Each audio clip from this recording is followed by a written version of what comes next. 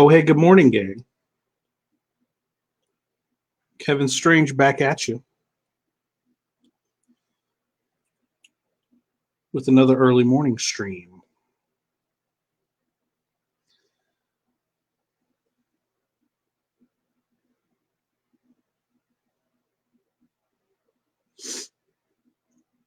I'm here this morning. This morning, I'm going to tell you. I'm going to tell you a story. I'm going to tell you a cautionary tale.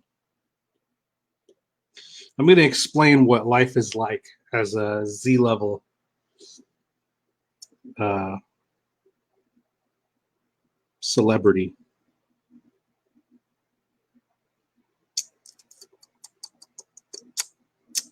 How do I do this? I need another shade layer.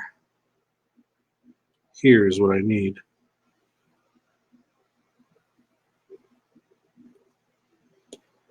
All this shade too.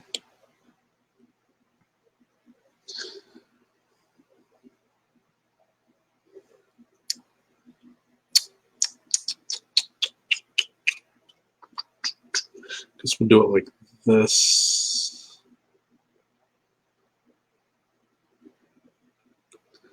Maybe it'll let me do multiple. I don't know. Sorry, gang, I'm working something out here. I need to select this. Then I need to go up here. I need to add from another layer. It's not going to let me do that. So I guess we'll start here. Sorry, working something out. We're going to talk a little bit today.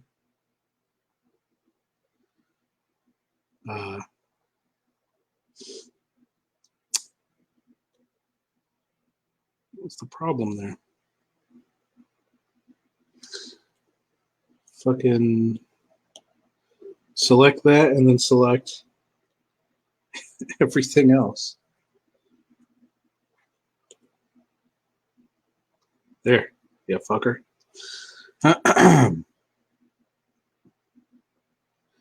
What it's like to have a little bit of notoriety and what that means in the social media age. While I draw this piece.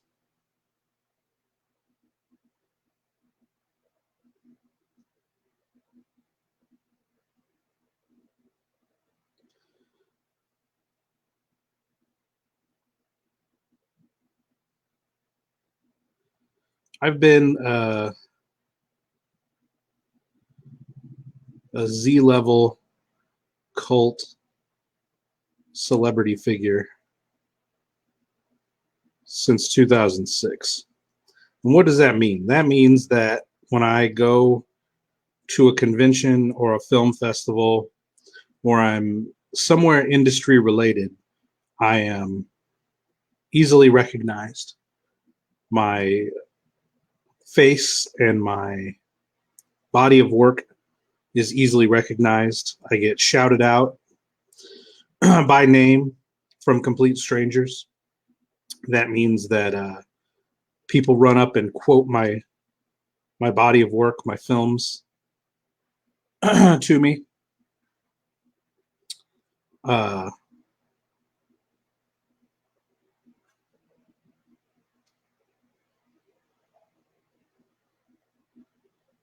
it also means that at home on a normal day, when I go to the gas station, I'm just an average asshole.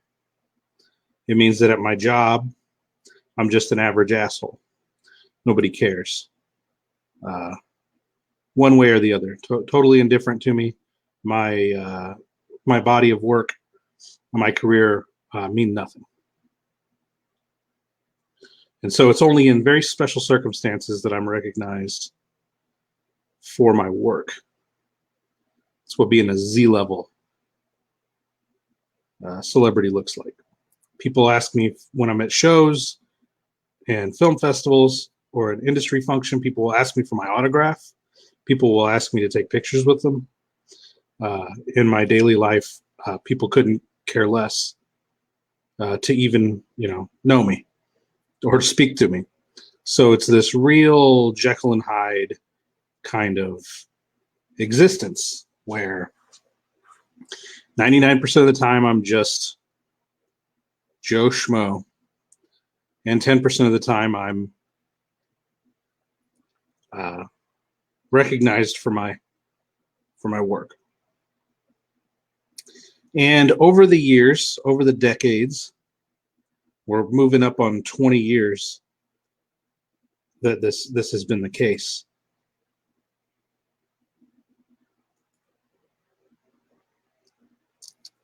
Over the years, people have a certain kind of person, certain kind of people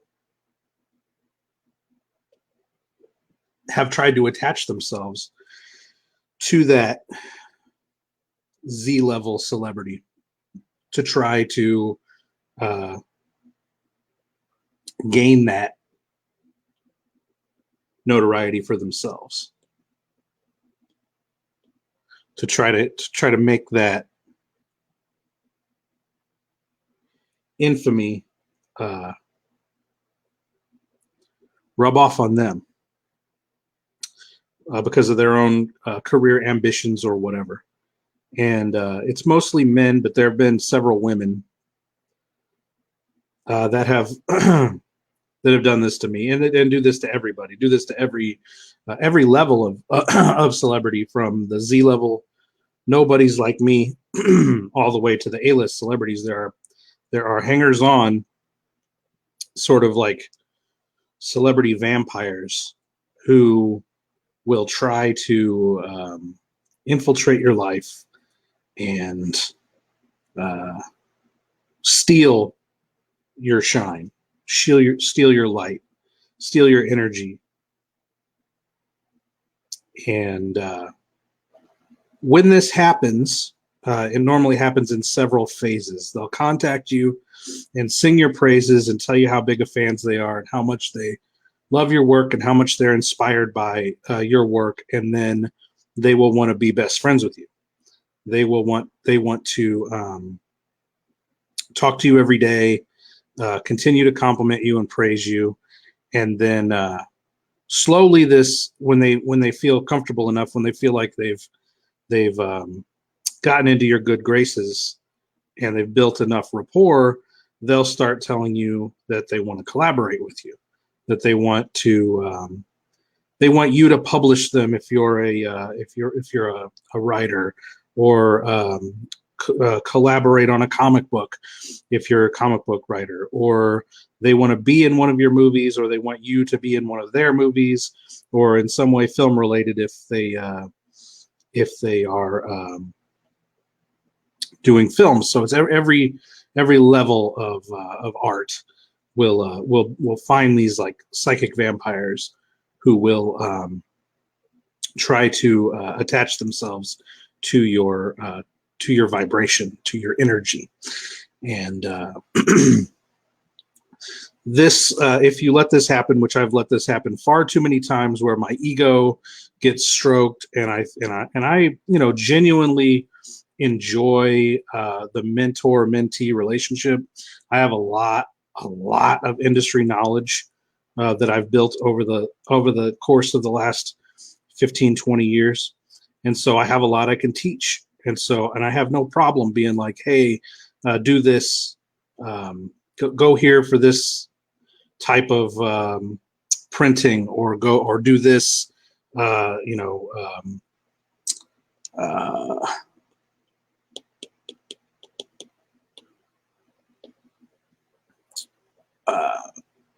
do this type of formatting for your if you want to publish this novel, do this type of formatting to put it out. I have no problem helping, like giving back, because oftentimes when I get started in these different endeavors, from fiction writing to filmmaking to comic book making, nobody helps me.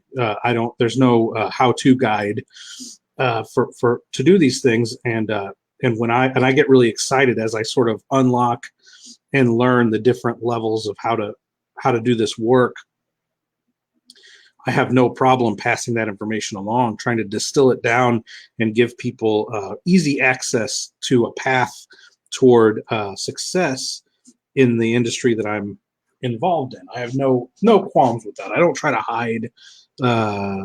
hide my path to success, or try to make things harder, more difficult for people just coming into the scene. So that is often taken advantage of by these psychic vampire types, and this will evolve. Your relationship with these individuals will evolve from a mentor-mentee type relationship where they act extremely grateful for your help and are enjoying the collaboration, and this will subtly over time become a competitive relationship where this dude that was so recently telling you how awesome you were and how much of an inspiration you were and is so grateful for any advice you can give them, suddenly they feel like they're in competition with you and they want to try to be better than you. And they've been typically this type of individual, this personality type, they've typically been involved in whatever industry that you're in, be it comic book making or filmmaking or music or whatever it may be. They've typically been around for 5 minutes, and suddenly they want to start being competitive with you. And suddenly it's no longer a mentor-mentee relationship. Suddenly it's this industry competition relationship, and the dynamic starts to change. And these mentees, they start to feel like they're better than you. They start to feel like they maybe they have something they can teach you. But oftentimes it has nothing to do with teaching you. It has to do with proving that they're better than you. And this was the plan all along. As they've wormed their way into your life, and as they've managed to infiltrate your professional and personal relationships, they then will begin to try to take over these personal and professional relationships by trying to sabotage them for you, trying to sabotage these personal and professional relationships for you. So suddenly you start finding that these industry contacts and even personal friends or lovers in your life are suddenly being contacted by these psychic vampires, and these psychic vampires are trying to create relationships with them. And oftentimes it works in the same way, because they are throwing compliments, and it's, oh gee golly shucks, and they act like they're just feeding into the ego of the other people in your life. And suddenly this relationship will abruptly go from a mentor-mentee relationship that full of gratitude to this competition, this bizarre competition where these people that have been around for 5 minutes suddenly think that they're somehow better than you, even though you've been creating this art for years and years and years. And then it will become career sabotage. Once these people become comfortable enough having invaded your personal and professional life, then the sabotaging begins. Then they will start. They will come at your personal relationships, your intimate relationships with friends and family and business relations, and they will begin to say, I know secrets. I know secrets about this individual that you don't know. They're not who they seem. I know. I've been close to them, and they aren't the person that they want you to believe they are. And suddenly you'll find yourself in this weird defensive position in your own life with your own friends, sometimes family, and professional contacts that you've never had any issues with in the past. You're suddenly fielding these bizarre conflicts and dramatic situations that these former mentees, who's you were only ever trying to help further their careers because they blew smoke up your ass, telling you how much, how grateful they were that you were helping them and all this. And then they will eventually sabotage your career. And some careers survive this, and some don't. I've had ups and downs in my career where there are moments where I don't think that my reputation will survive another day because of how intensely my reputation has been sabotaged by these psychic vampires that once, would call themselves, in private, would say things like, bro, you're my best friend, bro. You're like one of the only people that relates to me, bro. Like I just, I just really appreciate, that you're my friend and that you're helping me out like this. Nobody else has ever helped me out like this. They'll tell you things like that to get close to you and to get your guard down and to try to get you to talk about your personal life so that they can build ammunition against you to try to sabotage your reputation and career later. And this so like I said, there's been moments where I didn't think my career could survive another day because the attacks on my reputation from these former quote unquote friends become so intense and so vicious. And there's a few individuals in particular in my life that I think I could legit get an order of protection against if I put together all of the social media harassment that's gone on for years at a time. I could probably legit get an order of protection against them. That's how intense that stuff can get in your life from these people that you never wanted anything but the best for. You were just trying to help. And you have to be very you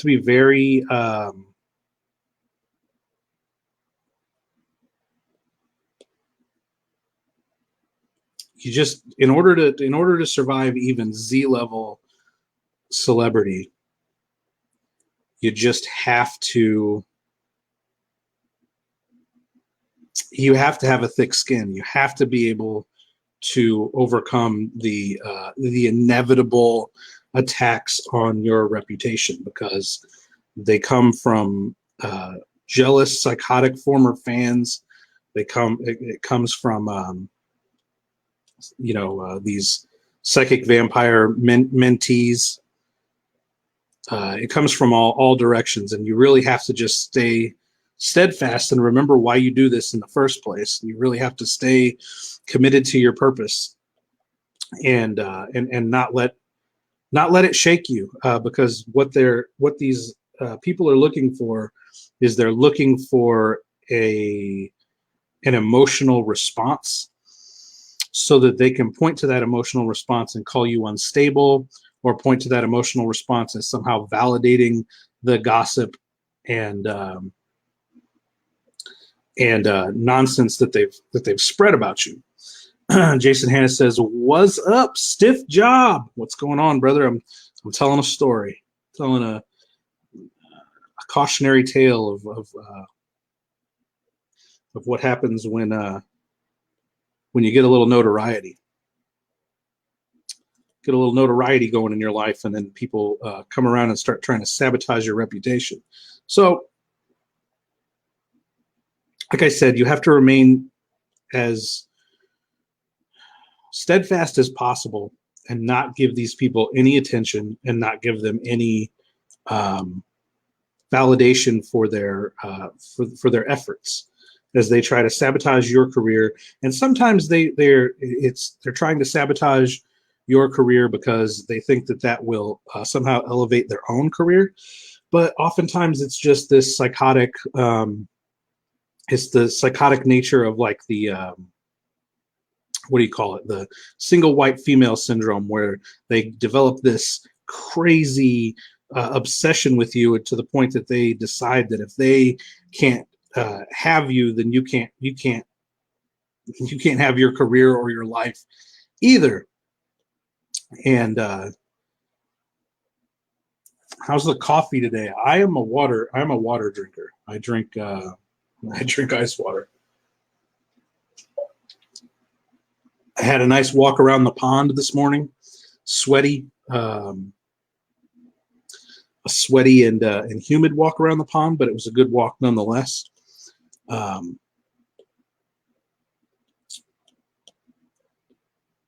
and the reason I bring this up in the first place, the reason I'm even talking about these psychic vampires and weirdos that want to destroy your career after telling you how awesome you were for months, sometimes years, and then suddenly finding out, oh, he's not the person he seems to be. You're all being fooled. Oh, the behind the scenes guy. Oh, what a terror. What a horrible person. Oh, you don't even know the things I know. If only you knew.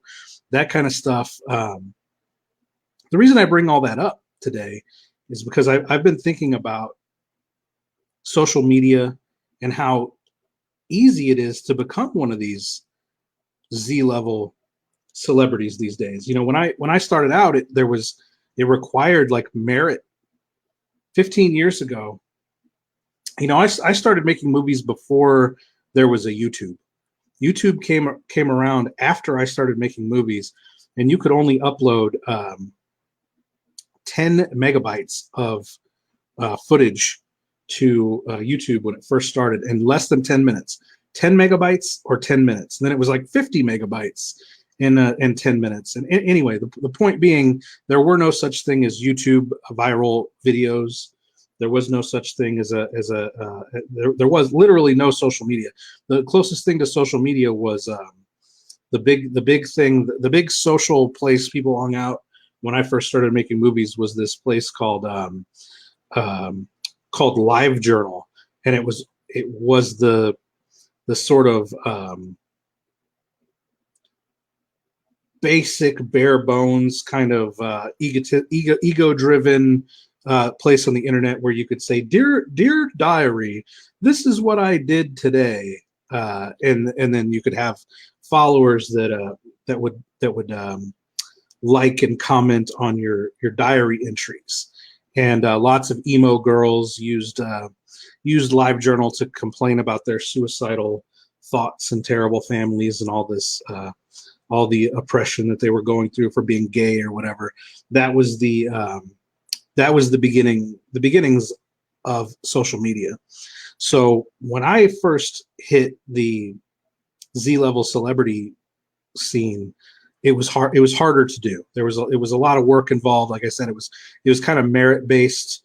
I became a Z-level celebrity because of the work I did making movies.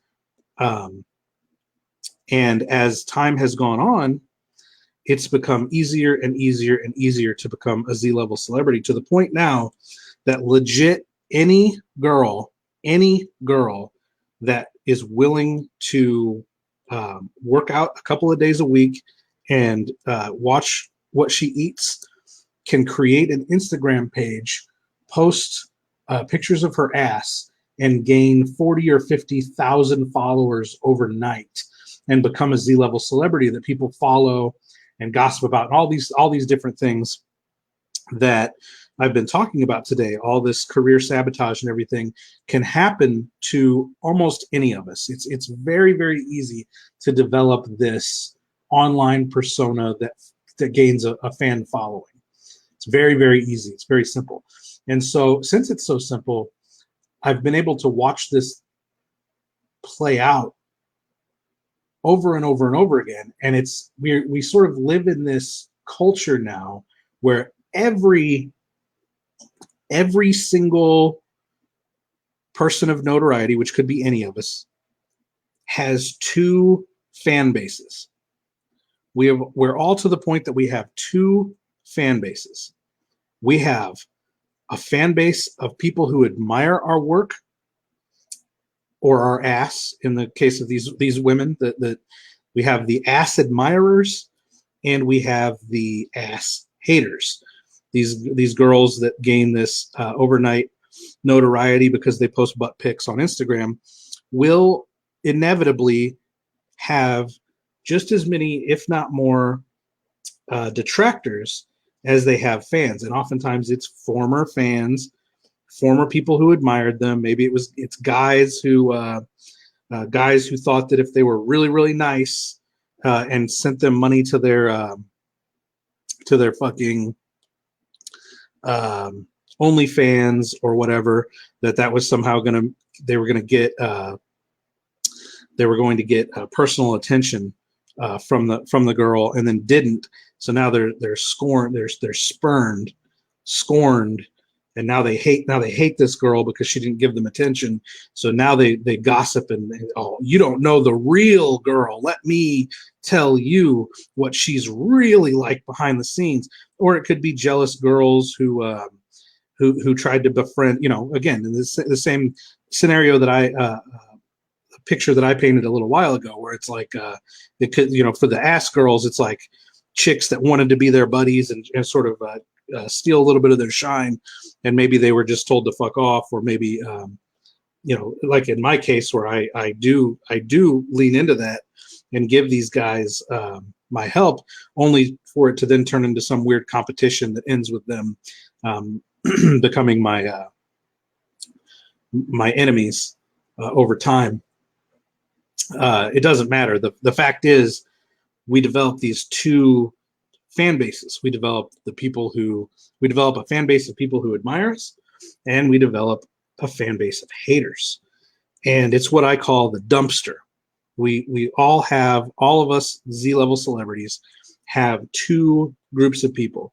One group of people who follow us because they admire our work and they want to see us succeed. They're inspired by us in some way, or they just think we're cool people to hang out with, whatever. Doesn't matter. You have that group of people, and then you have this group of haters who will constantly defame your name and constantly try to reduce the number of fans you have and increase the number of detractors. And they will endlessly and sleeplessly spend their time trying to sabotage your career.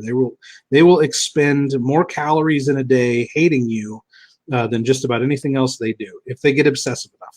And there are several people who are obsessive enough with me that they spend more calories in a day talking shit on me and trying to destroy my reputation than they do on anything else. Jason says they hate us. They hate us because they ain't us. They hate us because they ain't us. They hate us because they ain't us. He also says them titties is on point. Well, yeah, I mean, those are some nice, those are some big ass titties. Huh? So all of us, no one is immune to this. It has become part of this social media culture where anyone with any notoriety at all will have two fan bases: the fan base of supporters, and then their dumpster. We all have, all of us social media, all of us Z-level celebrity people have a dumpster. And in that dumpster is every spurned, jilted lover, every former fan, every former mentee who begged for some of your shine, and they will. This dumpster will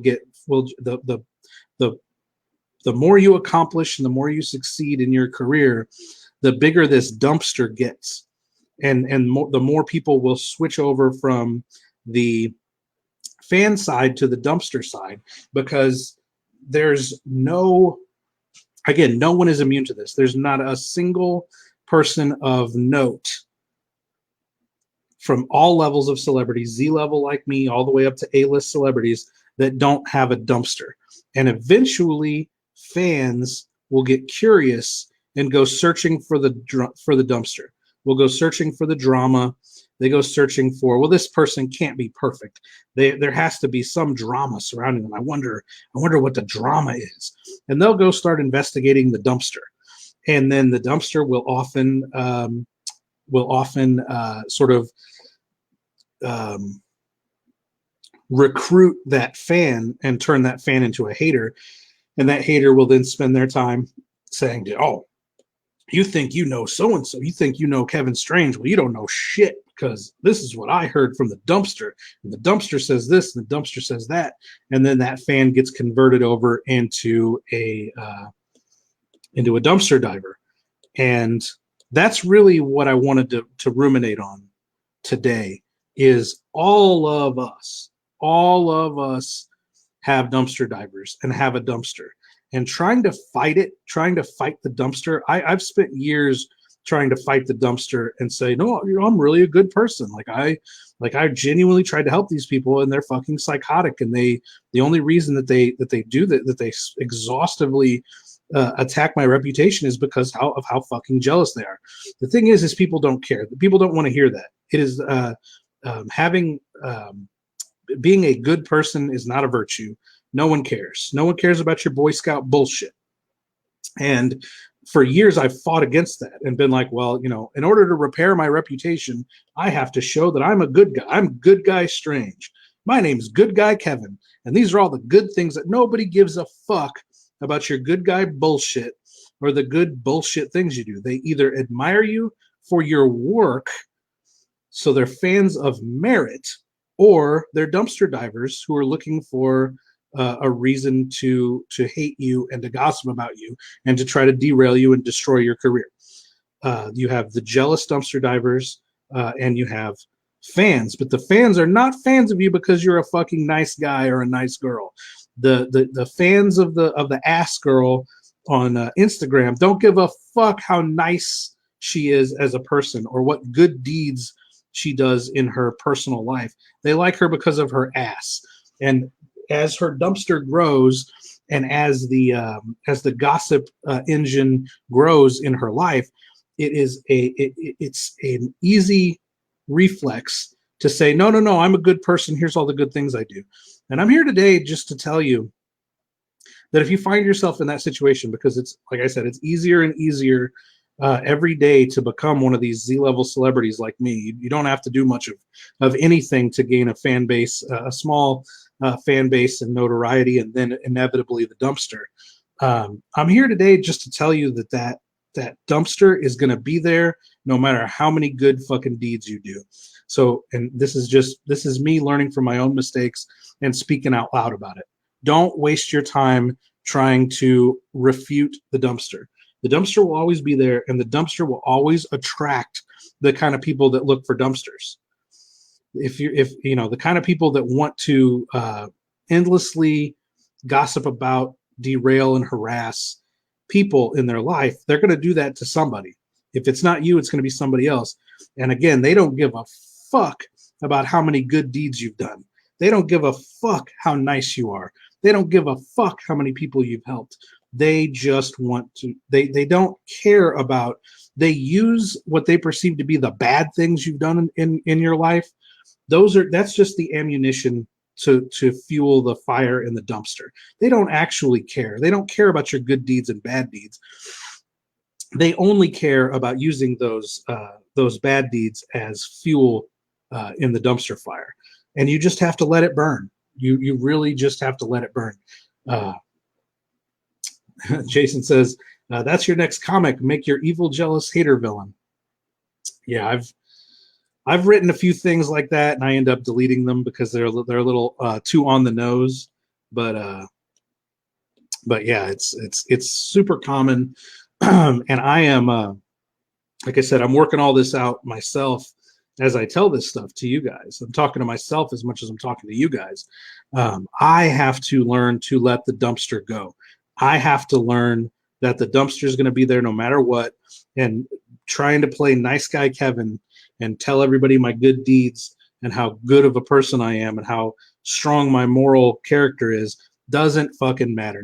Nobody is watching this stream right now because they think I'm a nice guy, because they think I'm a good person, or because I've performed good acts in my life. They're here because they like these big fat fucking titties on this chick being fucking pumped full of fucking Darius the fish demon eggs. They don't give a fuck about any of the rest of it. And the quicker I learn that and stop putting energy into trying to change people's perception of me online, the faster I can just do my the more work I already do a lot of work, but the more work I can get done, just by ignoring the dumpster and letting it burn, letting the dumpster burn, and knowing and just understanding that the dumpster fire never goes out, and the harder you work and the more notoriety you gain, the more the dumpster burns. And right now, the culture, unfortunately, is on the side of the psycho dumpster divers, because if they work really, really, really hard, they can get you canceled.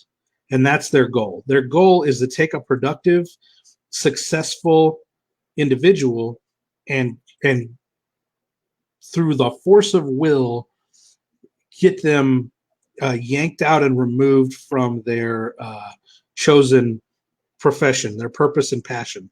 If the dumpster diver can destroy your career, they have managed to ruin your purpose and passion, which psychologically is the purpose and passion that they either don't believe that they can achieve, or are jealous that you made it further than them, or whatever. And unfortunately, the culture is on the side of the dumpster right now. The culture is on the side of canceling canceling people. But I have to believe that at a certain point, when everyone is canceled, when everyone's dumpster is blazing, and all of the indiscretions and bad things, perceived bad things, and all of the gossipy bullshit surrounding individuals. He's a racist. He's a sexist. Can you believe how homophobic these comments from 10 years ago are?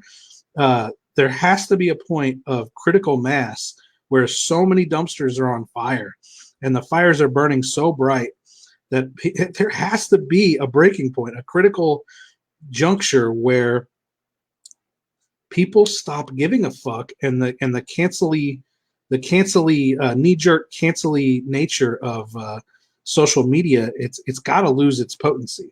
It's got to lose its power. We live in this witch hunt culture where they're always looking for the witch, and everyone is the witch. Eventually, they will come for you, and eventually they will try to burn you at the stake. And the only real way to survive that is to insulate yourself from being canceled. You have to be in control of your own career. You have to be you have to make yourself uncancelable. You have to be your own source of financial security, because you're going to get fucking buried otherwise. Because again, there is no escape. From the dumpster. The dumpster will find you. These psychotic individuals that will find their way, that will worm their way into your life. They are impossible to avoid. These people will spend so many calories combing through your social media, obsessively watching your videos, or following your posts, following your Twitter posts, anything they can do to destroy, to find evidence that you should be canceled. It's there. There's no one is immune to it. No one. And the only way forward is to make yourself uncancelable, and then ignore the fire. And the fire, the thing, I'm not saying ignore the fire so it'll go out. It'll never go out. I've had people that have followed me for 6 or 7 straight years, and they brag about it. I've been telling people for 6 years Kevin Strange is a homophobe, transphobe, sexist, and he sent pictures of his dick to a woman one time. Can you believe he has a dick? And he's shown it to people. It's nonsense like that will these people have. Again, they're fucking psychotic. It's like fucking single white female, man. They want to be you so badly, but they can't. So instead of putting, they've given up. They've failed in their own careers, so they're willing to put all of their energy into your career destruction because their career to them is worthless. They have no career. They have no. They can't advance forward anymore into their passion and purpose. So their passion and purpose becomes destroying yours. That somehow, if they can create failure in you, it justifies their failure in themselves. And they will spend years, if not decades, chasing you around, chasing you down, and trying to destroy you and throw you off your purpose, demoralize you, demoralize your fans, and generally just try to ruin your career. And the only thing you can do is ignore it and let them do it. It's not that they're ever going to go away. It's not that they're ever going to stop, because I don't think they do. I honestly think that when it all plays out, there are certain people that will attach themselves to your life and your career, and they will forever be haters. They will forever follow you around and try to destroy you. And until they die or you die, they won't stop. And even after you die, if you die first, then the hater nonsense really gets into high gear. Sometimes people are powerful enough in their own purpose and career that they can't be canceled until after they're dead.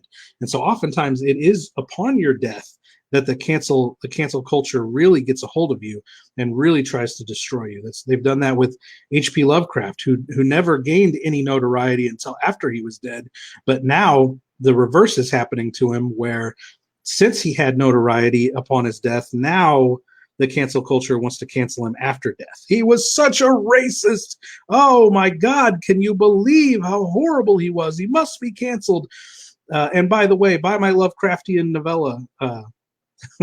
It's some of the biggest Lovecraftian haters are his biggest fans, which again just falls right in line with all the stuff I've been saying. Jason says, you mean you haven't done good deeds? I can't watch anymore. The humanity. Let's see them titties again. Yeah, let's see them titties again. Big melon-shaped titties. She's pregnant with the seed of Darius, so I've got her in a, got them pregnancy titties going on. There's nothing like them big old jugs totally full of milk, totally full to the point of bursting.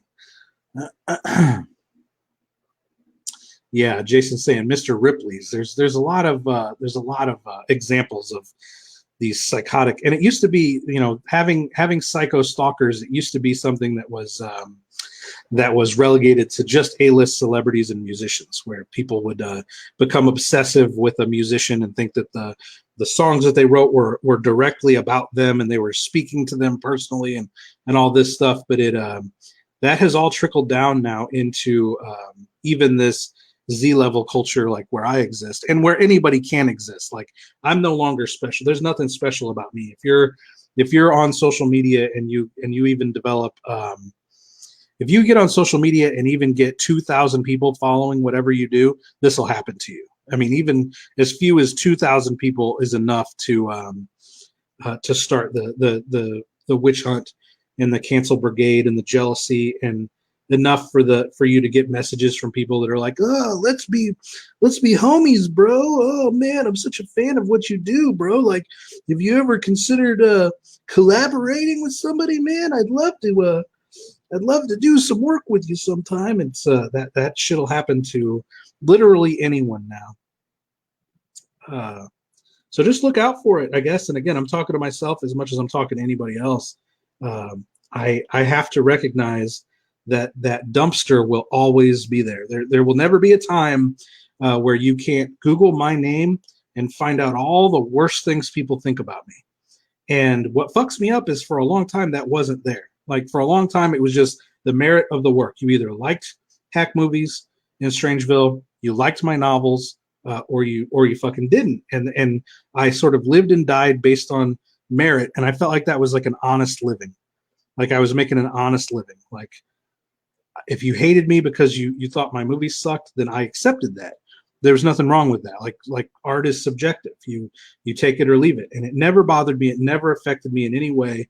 If you gave my movies or my if you gave my movies or my fucking books or whatever bad reviews, it never fazed me. I don't care. Art is subjective. Some people like it, some people hate it. No big deal. It's when people started coming after me personally and started to attack my virtue that I shifted into this ridiculous good guy mode. No, I swear I'm a good guy. None of that's true. Oh my God, I would never do or say things like that. Oh, you're taking it out of context. You're totally blowing things out of proportion. It wasn't like that. It doesn't matter. None of it matters. It was inevitable that it was coming for me, and it's inevitable that it comes for everybody. And you got to be prepared. You got to be prepared to let it roll off your shoulders, just like I let the some people can't. Some people are so terrified of artistic failure that they can't imagine it. Just it turns their stomach. It makes them physically ill to think that someone might criticize their art, that someone might laugh at them or make fun of them for making bad art. And I never felt that way about art, but that's what started happening to me personally. When people came after me personally, I got that crazy like fear of I don't even know what that is. Fear is not being seen as a nice guy, I guess. That somehow my worldview was, if as long as people think I'm nice, I'll succeed, and that's nonsense. That's total nonsense. Nice is not a virtue anyone respects. And for a lot of years, I mean, I went through some major depression. I went through some major depression for a long time, from like 2015-ish to about 2018. I was dealing with some major depression issues because all brought on by these psycho haters who were throwing fuel into this dumpster, and I was trying to combat it with nice guy bullshit, and it wasn't working, and it spiraled me into this depression that it took me a long time to crawl out of, and believe it or not, being nice had nothing to do with why I was able to overcome those overcome the reputation bashing. It had everything to do with getting back into my career and creating some of the best art that I've ever made with the comics, and some of the novels I wrote under duress. Some of my best novels, like Texas Chainsaw Mantis and Beetle Brain, were written during that period where I was utterly depressed, but I just had to do the art. I had to get the art out of me still. Those are some of my best pieces of work, because I felt like I had to prove that, like, you know what? I don't care if you hate me. I'm still one of the best fucking bizarro novelists you'll ever read. Whether you love me or hate me, whether I'm a nice guy or the most horrible fucking, if everything you say is true about me and I'm one of the most horrible people to ever live, I still write badass books. And I was able to kind of pull myself out of depression through my passion for my art. Jason says, "You remember when tats got big and how people act about artists?" I feel you. Yeah, there's been a whole bunch of recently here locally. There's been a whole bunch of tattoo artists getting canceled. A lot of Me Too bullshit of girls saying that they were raped in these tattoo shops. And I'm not saying they weren't, and I'm not minimizing rape, of course. But oftentimes that excuse is used to destroy reputations, and the truth is somewhere a lot more mild than what the Me Too shit will have you believe. And that's not me being insensitive to victims. And here I go on my nice guy shit again. You have to believe me. I'm not a bad, like, it doesn't matter. Who cares what I think? I'm saying the tattoo culture, at least locally here, has been going through the same shit of starting big dumpster fires for local tattoo artists. And it wouldn't surprise me in the least if a lot of the the Me Too girls that are coming after those tattoo artists are ex-girlfriends or ex-friends with benefits that want to retaliate against the tattoo artist for ghosting them or for replacing them with a younger, hotter model or whatever. It wouldn't surprise me in the least if that was the case. And now my haters will now grab this and use it against me as though I'm victim blaming or that I'm insensitive towards rape victims, which I'm not. But again, no amount of nice guy bullshit people are gonna give a fuck one way or the other. The thing about having an opinion like that, like if I say something that's controversial towards the Me Too movement, it doesn't matter to my fans because they're here because of these titties and could give a fuck less what I say, but it's always fuel for the dumpster. So that can be clipped out of this video now and thrown in the dumpster, and the psychos can use that against me now forever. And it's digital, so it will never go away. And 20 years from now, maybe I'm working for Netflix doing a Nixon and Hogan animated series, and it's going great. And the first season has fucking Rick and Morty level ratings, and the whole fucking counterculture world is in love with the citizens of Strangeville and Nixon and Hogan, and all the haters have to do, and it'll be the same haters. It'll be the same haters from right now. The same people that are actively trying to destroy my career right now will be the ones that do this. They'll clip out what I just said about the Me Too bullshit having to do with local tattoo artists, and they'll try to use it to get Netflix to cancel my fucking animated series. And that's so the fans don't give a fuck, but they could care less what my opinion is on anything. But the haters love it. The haters love it when you have controversial opinions because they can use them against you forever, endlessly. No expiration date. I think our page is done, gang. I think I've talked and noodled my way. Jason says, yeah, I know, and it's BS. Yeah, it is. He's talking about the local tattoo dudes getting the shit Me Too'd out of them. And maybe they're scumbags. Maybe they deserved every minute of it. Maybe they're rapists. And now they're gone, and girls won't get raped anymore. I don't know. I have no way of knowing. All I know is it's the same bullshit that happens over and over again to everybody else. So pardon me for being cynical about any kind of cancel culture bullshit, because oftentimes you turn over that rock and it ain't what it has nothing to do with virtue. It has nothing to do with protecting victims. It has nothing to do with making the world a safer place, and it has everything to do with spite and envy and revenge.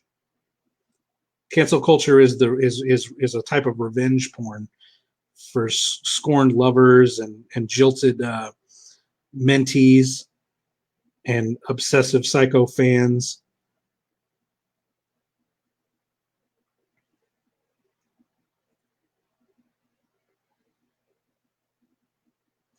That's about all I have to say on that subject.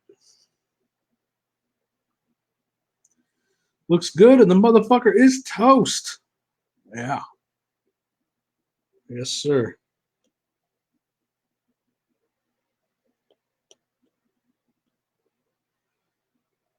Yes, sir. All right. I'm just looking for any last little things I might be overlooking on this page, and then I'm going to bust out of here. That was my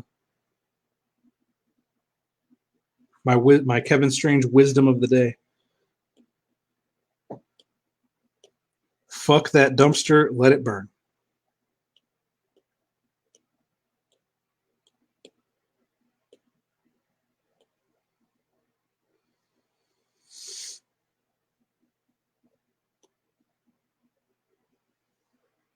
All right, gang.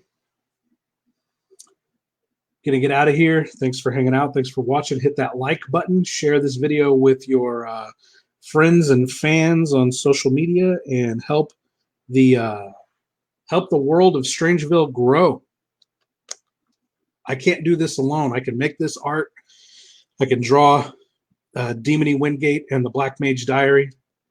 I can draw his 30-foot dong impregnating this beautiful hooker with the seed of Darius. I can draw Nixon and Hogan having to witness the ritual slimed to the wall behind them.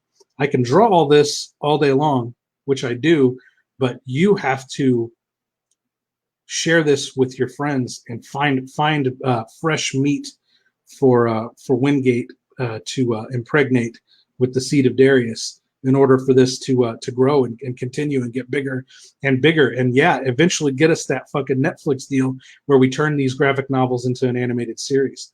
Let's fucking do that shit. We got to do it together. You got to find new citizens of Strangeville. You have to bring new fans into the fold here. So share this video, like it, and make sure you spread the gospel of Strangeville. Jason says, "Gotta run, cockhammer, but love your shit.